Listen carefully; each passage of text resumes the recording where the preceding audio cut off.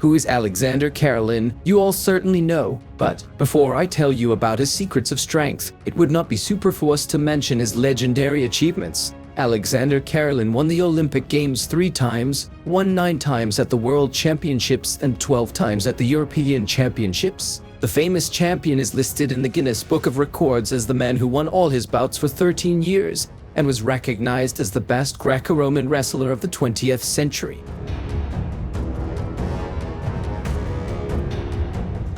Secret 1. Goal setting. Karelin began wrestling at the age of 13, but his parents were against the dangerous hobby of their son and tried to protect the future champion as much as possible. But already at the age of 17 he won the title of Master of Sports of the Soviet Union, and at the age of 18 he became world champion among youth. And in all this he was helped only by purposefulness and realization of the set tasks. It is better to set one goal, achieve it gradually, and then move on to another. It is desirable to be guided by the famous athlete and in what concerns the publicity of this goal. After all, if you tell someone about it, then in addition to self-control will appear an external control. It is more difficult to pass in front of friends or colleagues than in front of yourself.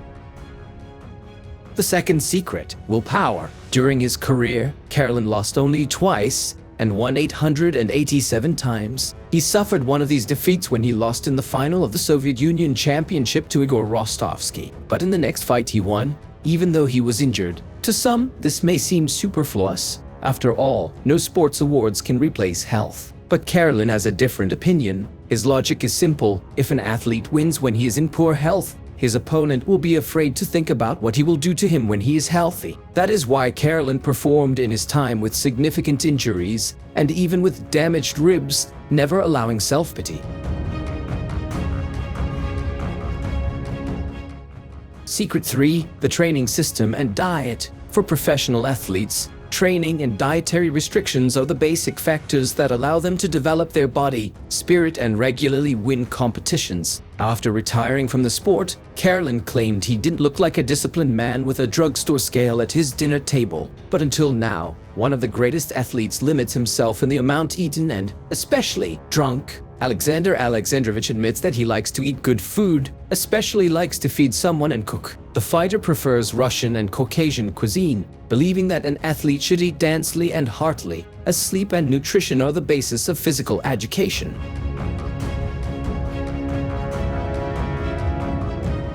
Almost everyone knows Alexander Karelin as an invincible wrestler, whose secret of strength lay in persistence and strength of character. But very few people know that Alexander Karelin trained a lot with iron as well. So in today's video you will see how strong Alexander Karelin really was. Namely, how much weight he took on his chest, how much he pressed lying down, what his squat was, and whether he took steroids.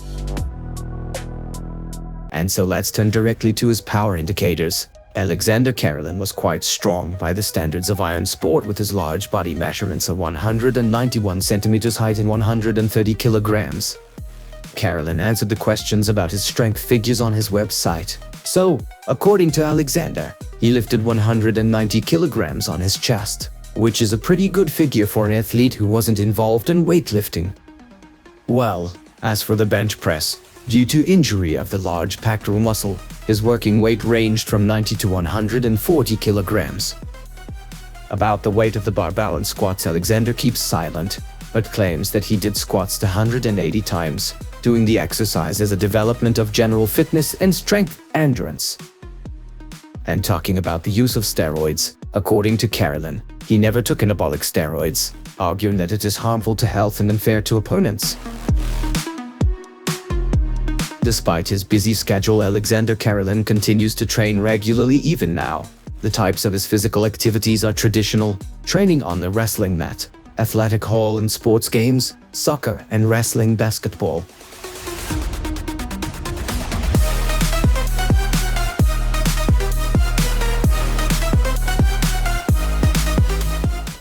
Alexander Karelin's 13 years of unquestionable dominance on the world wrestling scene, during which he not only never lost a single fight, but for 6 years he did not even concede a single point. This is a strong argument to consider him the greatest wrestler in history.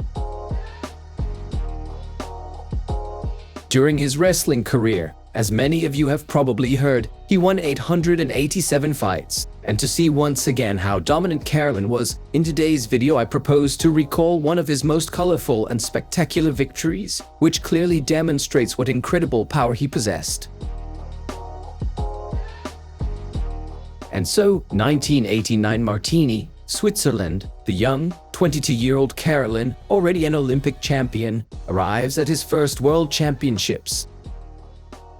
Being the favorite of this tournament, he beats all his rivals without any problems and becomes the world champion. But the way Alexander Karelin defeats Craig Pittman, the American wrestler, the winner of the United States Championship, is worth special attention. After all, just think about it, to lift a resisting man weighing 130 kilograms and throw him over himself, and twice in a short period of time, that is what you are about to see. It is really very powerful.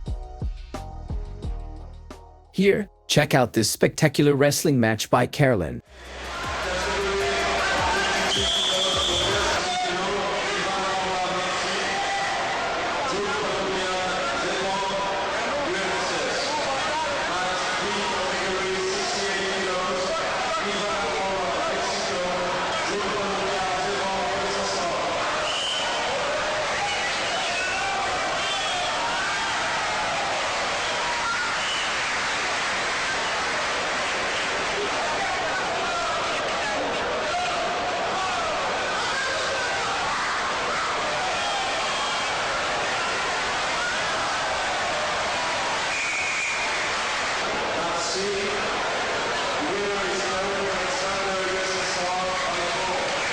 Many of you know the fact that Alexander Karelin was and remains the most dominant wrestler in the world. His winning streak of 13 years proves it. But very few of you can imagine what it was really worth for him. Today's video will take a look at one of the biggest moments of his career to show how Alexander Karelin won Olympic gold in 1996 and became a three-time Olympic champion. By the 1996 Atlanta Olympics, Karelin was already the most famous Greco-Roman wrestler in the world. After two victories in the previous games in Seoul and Barcelona in the 130 kilograms, he seemed invulnerable at all. But his third gold in the Olympics was very difficult for him, mostly because of the serious injury he received a few months before the competition in Atlanta. Triumph at the 1992 Olympics in Barcelona did not change Sensana's attitude towards wrestling. He did not lower his strict requirements to himself, and he was still impressed with the professionalism of his competitors and teammates. His ability to endure the most severe pain deserves even more respect. For example, at the 1993 World Championships in Stockholm, he seriously injured two ribs in his first fight with Matt Ghaffari of the United States. Nevertheless, it did not prevent him from bringing that fight and the whole championship to another confident victory. Throughout the entire Olympic cycle, Karelin has been racking up gold medals at the World and European Championships time after time. However, at the last major pre-Olympic start, the 1996 European Championships in Budapest, he had a big accident. During the fight with Dmitry Debalka, Karelin got a serious injury, tearing of the large pectoral muscle. But that did not stop him from winning the title. Karelin, even with only one functioning arm, made it to the finals, where he defeated Petr Kotok.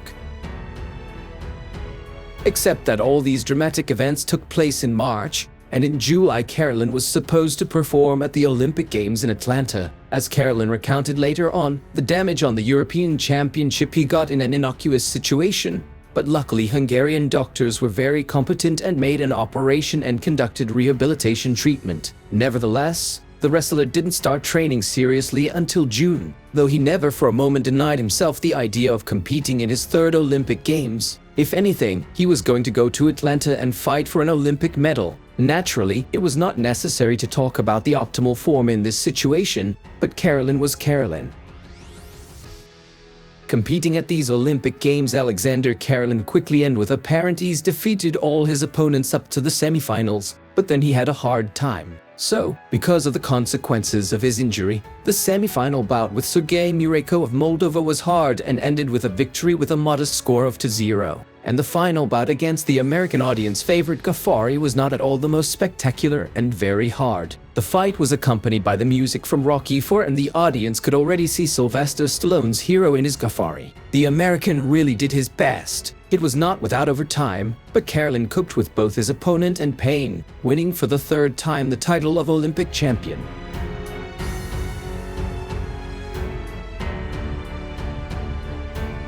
After the victory, Karelin even apologized to the fans for not winning so convincingly, only with a minimal advantage of 1-0.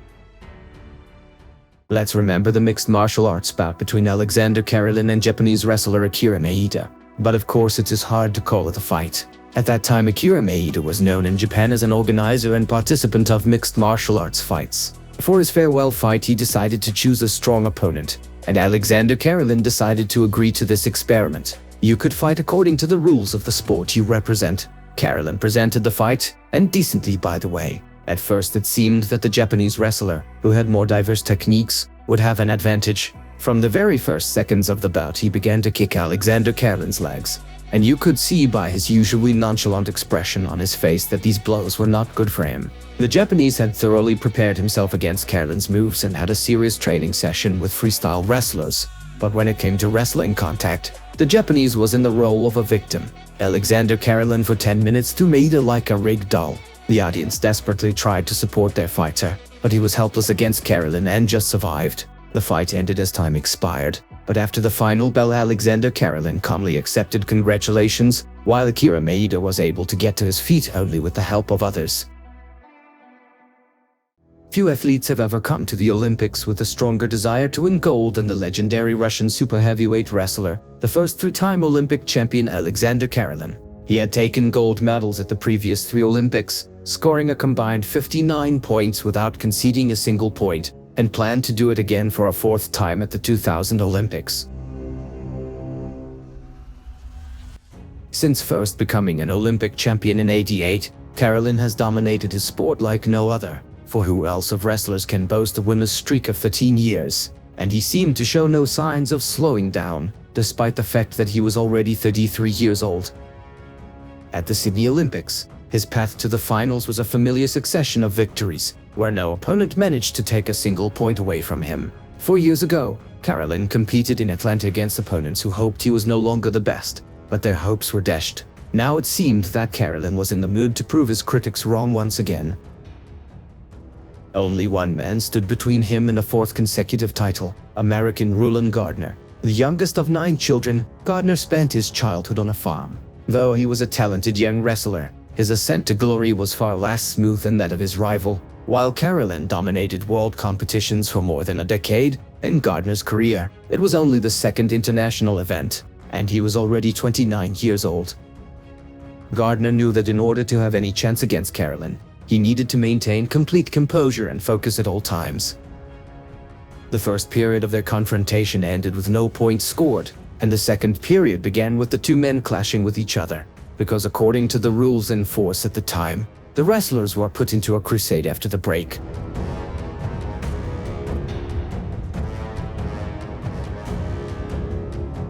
Then the most unbelievable thing happened, the mistake of Karelin. He was the first to open his hands, which was a violation of the rules, and entailed a penalty of 1 point. Gardner realized this was his big chance. He went into defensive mode and blocked every attack by his opponent. For 5 minutes, Karelin went at Gardner, and Gardner held him down, clinging to an amazing victory that also entailed one of the greatest losses ever seen in both the Olympics and the history of Greco-Roman wrestling.